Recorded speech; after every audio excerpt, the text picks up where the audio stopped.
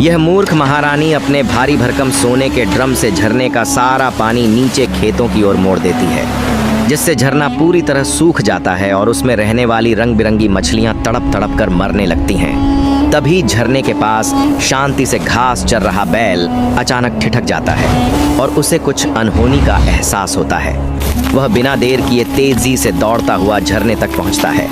वहां पहुंचकर बैल देखता है कि पानी खत्म हो चुका है और सारी मछलियां आखिरी सांसें ले रही हैं। उसी पल बैल समझ जाता है कि इन्हें बचाने के लिए किसी भी तरह पानी लाना जरूरी है। फिर बैल बिना रुके जंगल के घने और पथरीले रास्तों से पानी की खोज में निकल पड़ता है।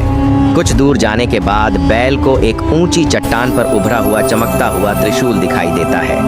बैल धीरे धीरे उसके पास जाता है, वहीं बैठ जाता है और आंखें बंद कर ओम नमः शिवाय का जाप शुरू कर देता है।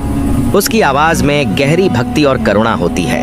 कुछ समय बाद बैल की सच्ची पुकार सुनकर स्वयं महादेव प्रकट होते हैं। जब बैल रोते हुए उन्हें सारी व्यथा सुनाता है तो उसकी करुणा देखकर महादेव का हृदय द्रवित हो जाता है। महादेव तुरंत सूखे झरने के पास पहुंचते हैं और अपने कैलाश स्वरूप में आकाश की ओर निहारते हुए धीरे धीरे अपनी जटाएं खोलते हैं। अगले ही क्षण उनकी जटाओं से निर्मल गंगा की प्रचंड धारा झरने में उतरने लगती है।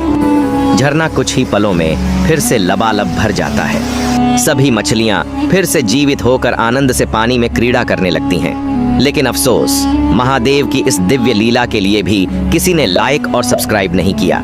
कबूतर और तोता एक आम का पौधा लगाते हैं और एक दिन कबूतर पानी डालता है और दूसरे दिन तोता पानी डालता है। अब पेड़ बड़ा हो जाता है और फल लगाते हैं। फिर तोता और कबूतर दिन मज़े से आम खाते हैं और घर चले जाते हैं। तभी एक बड़ा गोरिल्ला वहां आता है और पेड़ को जड़ से उखाड़ फेंकता है। जब कबूतर और तोता आते हैं तो टूटा हुआ पेड़ देखकर उदास हो जाते हैं और रोने लगते हैं। फिर लाइक सब्सक्राइब नहीं किया।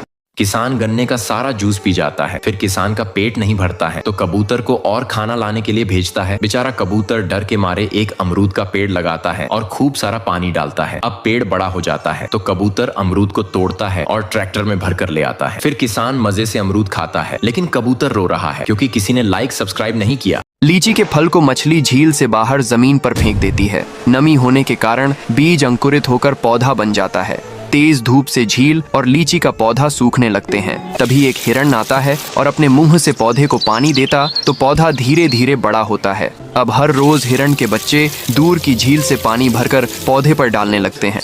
कुछ ही साल बाद मजबूत और लंबा लीची का पेड़ बन गया। फिर हिरण और उसके बच्चे ने उसी पेड़ के नीचे अपना बसेरा कर लिया। एक दिन एक आदमी पेड़ को काट कर ले जाता है। बेचारे हिरण का घर उजड़ गया, लेकिन अगले दिन उसी कटे हुए पेड़ से एक नया लीची का पौधा उगाया। लेकिन फिर भी लाइक सब्सक्राइब नहीं किया। एक बूढ़ा किसान सूखे रेगिस्तान से अपने बैलगाड़ी से ढेर सारे भुट्टे के बीज लेकर जा रहा था। तभी एक बोरी बीज लुढ़कते हुए सूखे रेगिस्तान की बंजर जमीन पर आ गिरा। रात को हल्की बारिश हुई, जिससे कुछ दिनों में सभी बीज में से छोटे छोटे पौधे बाहर निकल आए। पौधों को नमी न मिलने की वजह से सभी पेड़ सूखने लगे। तभी एक पांडा रोज आता, अपने मुंह से पेड़ों में पानी डालने लगता है, जिससे कुछ दिनों बाद लंबे मोटे ताजे भुट्टे के पेड़ बन गए।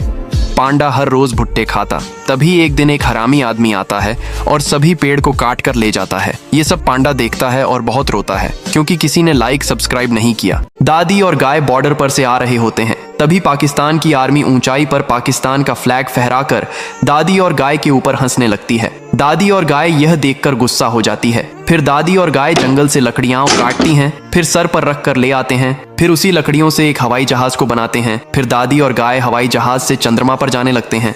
फिर दादी और गाय चंद्रमा पर पहुंच जाते हैं और इंडियन फ्लैग को चंद्रमा के ऊपर फहराने लगते हैं। फिर दादी और गाय रोने लगते हैं। फिर लाइक सब्सक्राइब नहीं किया। दोस्तों, मुन्ना अपनी माँ के साथ शहर में घूम रहा था। तभी कुछ हरामी लोग मुन्ने की माँ के ऊपर तलवार से वार कर देते हैं, जिसके कारण मुन्ने की माँ जमीन पर गिर जाती है। यह सब देखकर मुन्ना जोर जोर से रोने लगता है और फोन करके पुलिस बुलाता है। पुलिस आती है। मुन्ना रोकर पुलिस को सारी बात बताता है। पुलिस मुन्ने की बात मान लेते हैं और हरामी लोगों को पकड़कर हथकड़ी पहनाकर जेल ले जाते हैं। यह क्या, आपने इस मुन्ने के लिए अभी तक एक लाइक नहीं किया?